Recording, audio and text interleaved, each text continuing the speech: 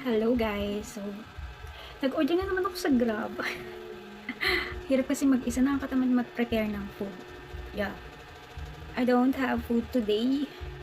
Inubos ko lang yung food kahapon na natira. So, yun. Ang aking order naman ay nasa kitchen. Ay, hindi pa. Sabi kitchen preparing daw. So, ayan. Ano nga ito? Chowking. Chowking. So, wait ko na lang kasi habang nagwe-wait, nagko-crochet pa ako. Meron akong tinatapos. So, natapos ko na pala, hindi ko man lang na nakuha na ng video yung shinip ko nung nakaraan. So, yun. Dalawang costume na One Piece female character. So, ngayon naman ginagawa ko si Ace naman na Alabasta. At ngayon ko lang din nalaman na si Ace pala, anak pala ni Roger. Hindi naman kasi ako ganun ka-fan ng One Piece. So, ngayon ko lang nalalaman sa mga ginagawa ko. At nanonood na rin kasi ako ngayon. So, yan. Para hindi ako ganun ka-stress at pressure. Ganun kasing feeling ko nung mga nakaraan. Na-stress ako, na-pressure ako at ano pa ba yun? Basta ganun. Sa business ko, ang hirap mag-isa kasi walang nagpe-prepare ng food. Tinatamad ako. At saka yun, nakapagpa-check up na rin pala ako.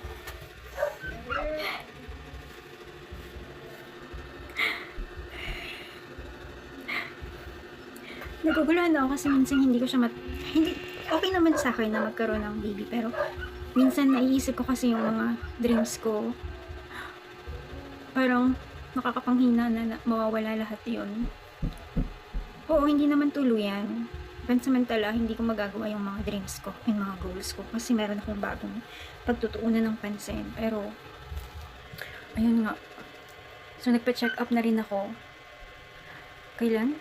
Nung Friday, nagpa-check up ako. Sunday kasi ngayon, nagpa-check up na ako nung Friday. Wala, ano lang, yung check up. Ano lang, konting usap-usap lang. Wala namang ginawa para ma-check ba talaga ng midwife na talagang positive ako. Ganun. Basta interview lang. Kung ano. Hindi ko lang, first time ko kasi. Tsaka, never kasi ako nagkaroon ng mga best friend na kasama na buntis. Yung personal na nakikita ko. Wala talaga akong idea. Kasi ang nasubaybayan ko lang sa pagkabuntis yung ate ko. Pero ang tagal na panahon na nun. College pa ako nun. Ilang taon pa lang ako nun. Mga 20s, early 20s. 35 na ako ngayon. So yun, kaya wala talaga akong idea. Wala rin akong kasama dito, wala akong mapagtanungan, wala rin akong friends kasi nag-deactivate ako sa Facebook ko. So dito ka lang sasabihin na talagang wala pong nakakaalam. Walang nakakaalam talaga. Ate ko lang, tapos yung isang kapatid ko na chinat ko lang din. Di ko alam ang mga susunod na mga mafe-feel ko kasi pa iba-iba talaga yung pakiramdam ko. Minsan, naiiyak ako na parang pag naiisip ko yung mga plano ko ngayon, nakaplano na yung for next year ko. Tapos naiisip ko na hindi ko na magagawa yung mga yun kasi nga, ayun. Tapos minsan naman nagiging excited ako, nagiging masaya ako na meron nga akong baby. Hirap.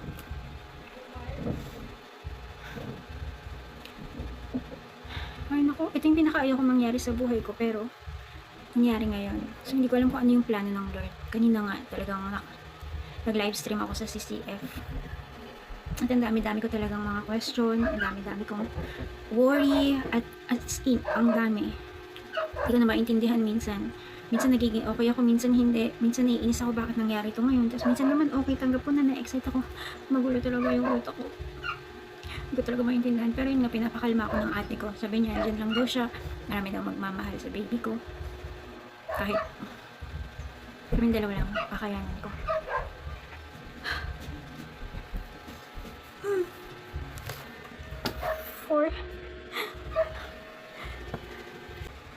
Ayun, gusto ko lang i-share yun. Nung August yun, mga August.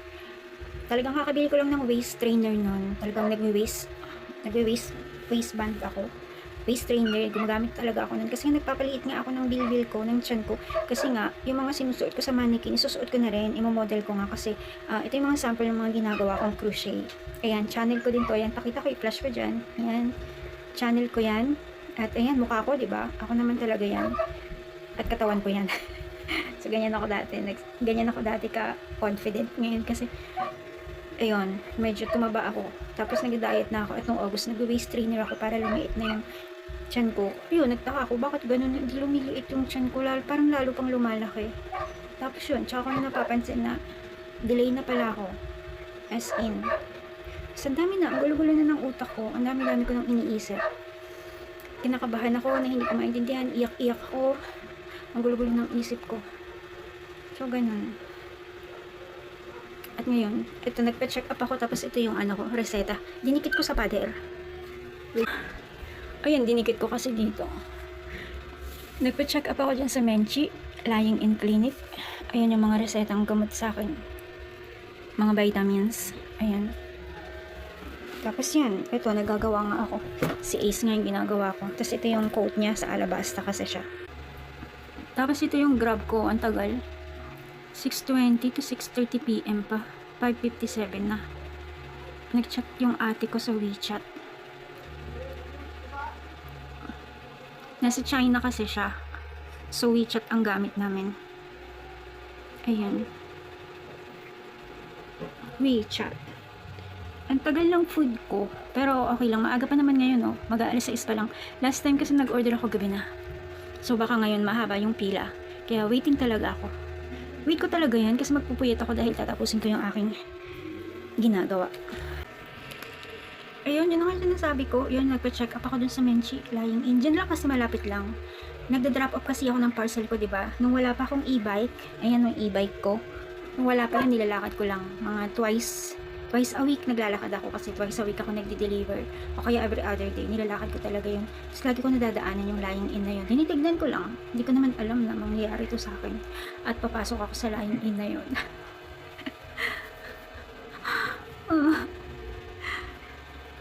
Iyak-iyak ako kanina habang nakikinig ako sa CCF sa Sunday service. Tapos habang nagko-crochet din ako. Yung yan.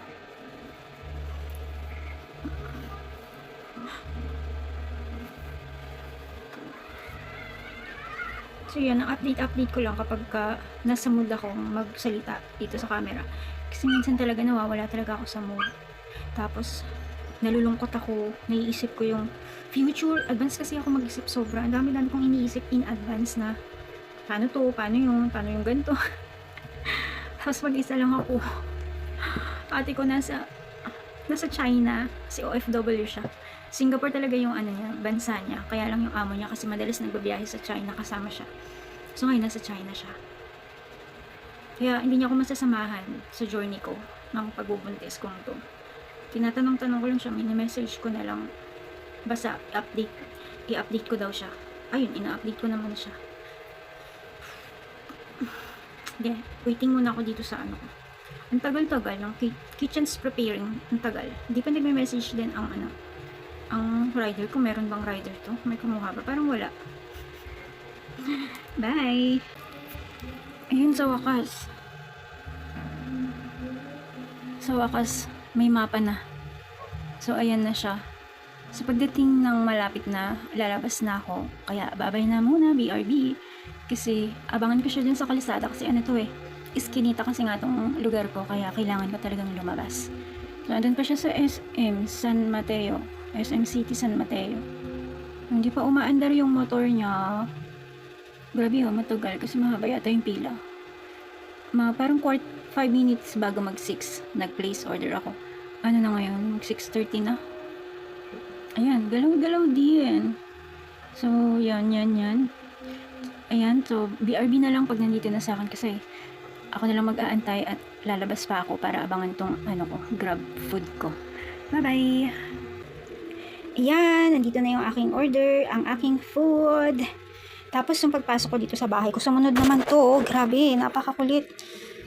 Ngayon, kumalma na siya. So, ito na si kuya. Lagyan natin ng 5 star. Tapos, lagyan natin ng tip. Sige na nga, 50 na. Submit. O yan submit with tip na yon. Alright.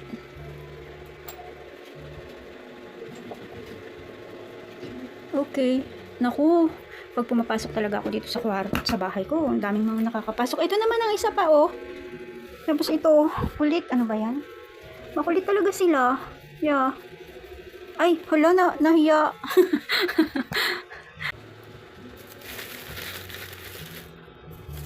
Where's the... Ano nang gunting ko? Oh no, ayan. Kasi naka-tape siya.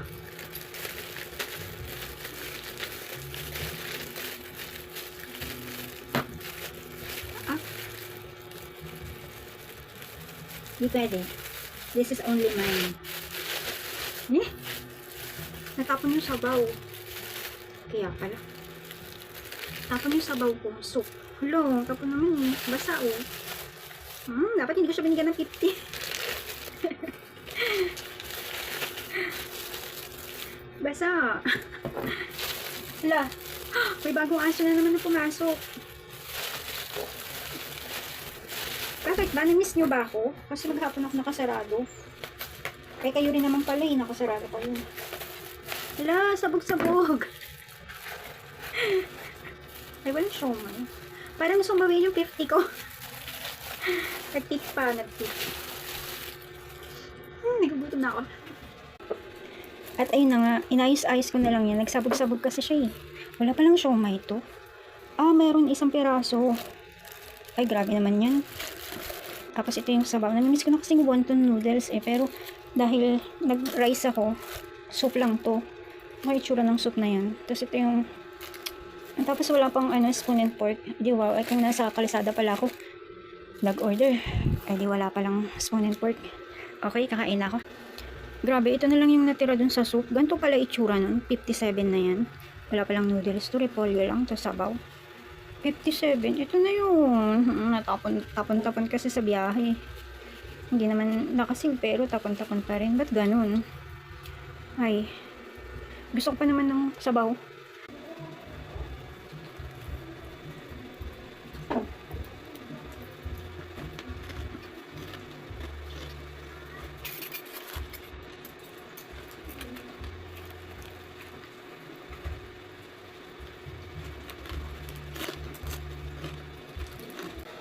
So guys, nakat yung video ko habang kumakain ako eh.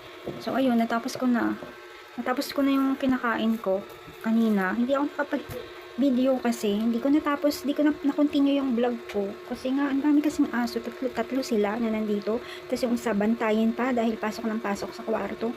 Kasi nga, umiihi eh. Ay nako.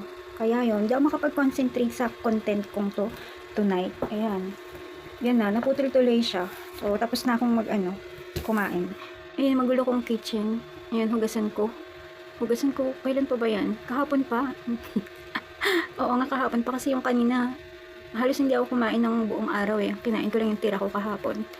So, ayun, may laman pa to. Hindi ko pa kasi siya naubos yun yung chowking ko. Mamaya ako kakainin. Pag mag-break time ulit ako. Ang time naman ay 7:52. 7:52 na. So, kailangan kong tapusin to. Ito yan, no? Ayan. Ay, hindi nakikita. Ayan siya. Ito yung ginagawa kong set na costume. Dito na ako sa coat niya. Sobrang rush na ako at hindi ko na din talaga ma-update yung mga ginagawa ko dahil grabe, napakahirap talaga ng sitwasyon ko. Yeah. Para sa akin sa akin yun kasi sitwasyon ko to eh. So nahirapan talaga ako. Tapos ang dami ko pang mga video dito sa gallery ko na hindi ko pa na-edit. May mga nag-temp ako mag-content na hindi ko natapos. Andyan, tambak yung mga video ko. Paano ko siya ma-edit? Wala pa akong matinong time kasi nga yung pagiging antukayin talagang ramdam ko yun ng mga nakaraan. Pero yung nakainom na ako ng gamot, ng vitamins, medyo okay na yung feeling ko ulit. Hindi na ganun kapagod, kaantukin. Grabe talaga. Ang hirap yung first time mo tapos wala kang kaibigan.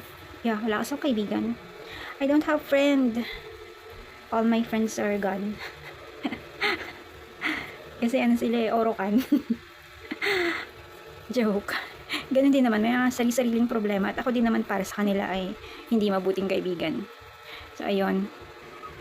And ayun, i-end ko na tong video ko for today para ma-update ko na siya sa aking channel. And, ayan.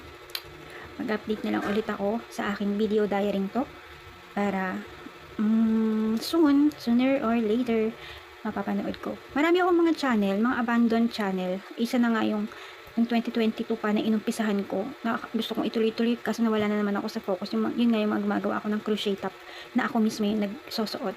Ako mismo yung nagmamodel. Tapos yung, ayun, yung mga daily life vlog ko, abandoned channel ko na rin yun. Kasi itong channel na to yung update ng buhay ko kasi walang nakakaalam nito. Kahit best friend ko, kahit ate ko, as in ako lang yung nakakaalam ng channel na to.